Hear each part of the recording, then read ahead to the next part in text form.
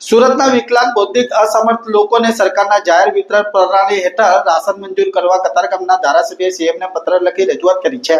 સુરત કતારગામના ધારાસભ્ય વિનોદ મોરડિયાએ મુખ્યમંત્રીને પત્ર લખ્યો હતો, જેમાં 40% કે તેથી વધુ વિકલાંગતા ધરાવતા અને બૌદ્ધિક રીતે અસમર્થ લોકોને માસિક રાશન મંજૂર કરવા પત્ર લખી રજૂઆત કરી છે। રાજ્ય સરકાર જાહેર વિતરણ પ્રણાલી હેઠળ આ રાશન મંજૂર કરવા જણાવ્યું હતું। ધારાસભ્યને વિકલાંગની સંભાળ રાખતી સંસ્થા દ્વારા રજૂઆત કરતો પત્ર મળ્યો હતો। પત્રમાં વિકલાંગ લોકોને રાશન આપવા રજૂઆત કરવામાં આવી હતી। વિનોદ મોરડિયાએ અગાઉ પણ ગરીબોના હકનું રાશન બારોબાર વેચાતું હોવાની ફરિયાદ કરી હતી। દરેક સરકારી રાશનની દુકાનને મળવાપાત્ર અનાજના જથ્થાની વિગત દર્શાવતા બોર્ડ લગાવવા માંગ પણ કરી છે। હાલ મુખ્યમંત્રીને પત્ર લખી વિકલાંગોની વારે કતારગામના ધારાસભ્ય આવ્યા હતા। ગુજરાતમાં પ્રથમ વખત કાર્ડ ધારકોને બાજરીનો જથ્થો મળી રહેશે, જ્યારે સુરતમાં તમામ દુકાનદારો દ્વારા જે વ્યક્તિને અનાજનો જથ્થો મળે તેની વિગતો પણ લગાવવી પડશે તેવી વિગત જાણવા મળી છે।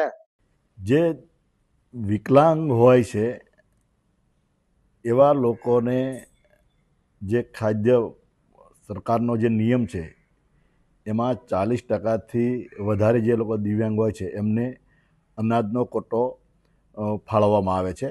જે કાર્ડ ભલે એપીએલ હોય કે બીપીએલ હોય, તો એવી જ રીતે જે પ્રકારે માનસિક દિવ્યાંગ જે લોકો છે, જે બાળકો છે કે જે યુવાનો છે, એમના પણ મળવો જોઈએ આ અનાજ પુરવઠો।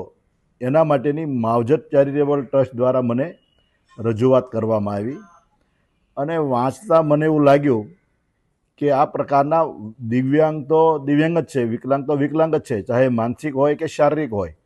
તો શારીરિક જે દિવ્યાંગ છે એવા લોકોને જે મળે છે પુરવઠો, એ જ પ્રકારે માનસિક દિવ્યાંગ જે લોકો છે એ લોકોને પણ મળવો પડે એવું મારું પણ માનવું છે। એટલા માટે માનનીય મુખ્યમંત્રીશ્રીને અને મુખ્યમંત્રીશ્રી જે પ્રકારે સંવેદનશીલ, જે પ્રકારે આવા લોકોનો બહુ સંવેદનાથી જોવે છે, મને લાગે છે કે આમની રજૂઆત છે એ સાહેબ ચોક્કસ ધ્યાનમાં લે છે અને ગુજરાતમાં વસતા આવા માનસિક દિવ્યાંગોને અનાજ મળી રહે એ માટેનો મારો પ્રયત્ન છે।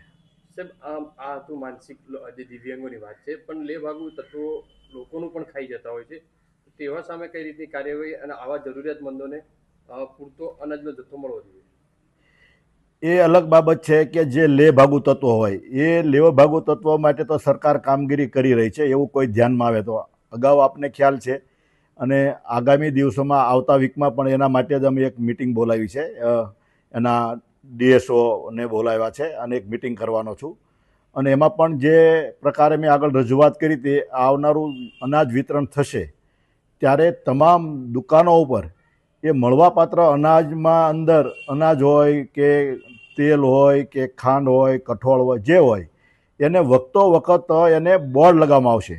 આ વખતે પહેલી વાર એવું બન્યું છે કે બાજરી પણ આ વખતે આપવાના છે, આ નવો પ્રયાસ છે। એટલે સરકારનો ધ્યેય સ્પષ્ટ છે કે જરૂરિયાતમંદોને મળે, પરંતુ આપ જાણો છો કે કોઈ પણ જગ્યાએ કોઈ પણ યોજના હોય કે કાંઈ પણ કે આપણું પ્રાઇવેટ હોય, જ્યારે અમુક લોકો એવા હોય જ છે કે એ કંઈ ને કંઈ પોતે કાંઈ પણ ચાવ કરવાના મૂડમાં હોય, કટકી કરવાના મૂડ હોય, એવા લોકો ઉપર સરકાર સતત ધ્યાન રાખશે અને રાખે છે।